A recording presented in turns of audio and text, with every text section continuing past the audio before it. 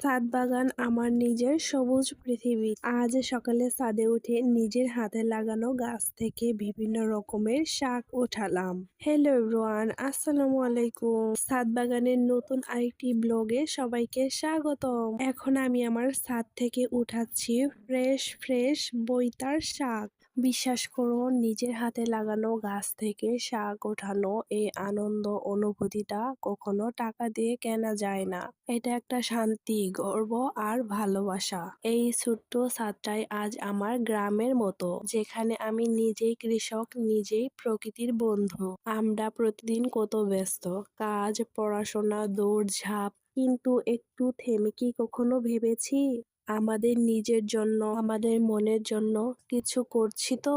এই ছাদ বাগান শুধু আমাকে শাকসবজি দেয় না, এটা আমাকে শেখায় ধৈর্য, যত্ন নিতে শেখায় কিভাবে ছোট থেকে বড় কিছু গড়ে তোলা যায়।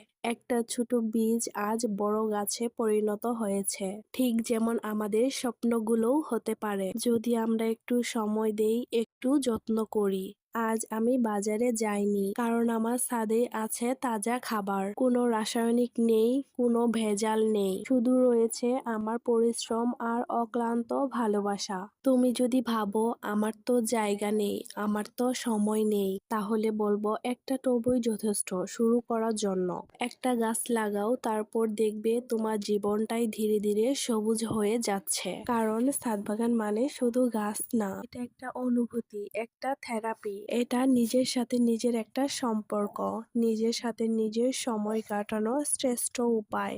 আজ আমি শাক উঠালাম, তারপর টমেটো, মরিচ, লাউ, কিন্তু আসল ফসল হলো আমার সুখ, আমার শান্তি, আমার খুশি থাকা, আমার ভালো লাগা।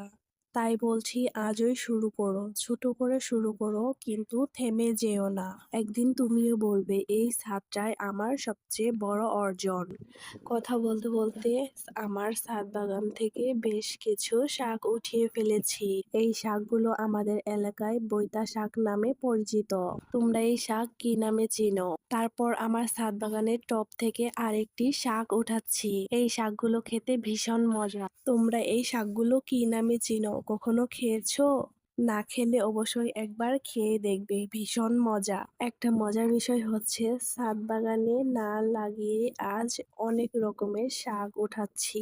আসলে মাটির সাথে বিভিন্ন রকমের শাকের বীজ থাকে। গ্রামের মেয়েরা যে গ্রাম থেকে 5 রকমের শাক উঠায়, সেই শাকগুলো খেতে ভীষণ মজা হয়। আমি ছাদ বাগান করার পর থেকে আমার কোথা থেকে শাক উঠাতে হয় না। আমার ছাদ বাগানে এলেই বিভিন্ন রকমের শাক আমি ওঠাতে পারি, যেগুলো অনেক শাক আমি কখনো লাগাইনি, কিন্তু এই শাকগুলো খাওয়া যায়। এগুলো শরীরের জন্য অনেক উপকারী। আমার ছাদ বাগানে যে এত বড় বৈতার শাকের গাছ হয়েছে, সেগুলো কিন্তু আমি লাগাইনি, এমনিতেই গাছটি হয়েছে। তার থেকে অনেকগুলো শাক উঠালাম। বাগান থেকে আজকে 3 রকমের শাক উঠিয়েছি। কে কোন শাকটি পছন্দ করো অবশ্যই কমেন্টে বলে যাবে। তোমাদের বাড়িতে বা ছাদে কি কি শাক হয়েছে বলতে ভুলো না। আল্লাহ হাফেজ।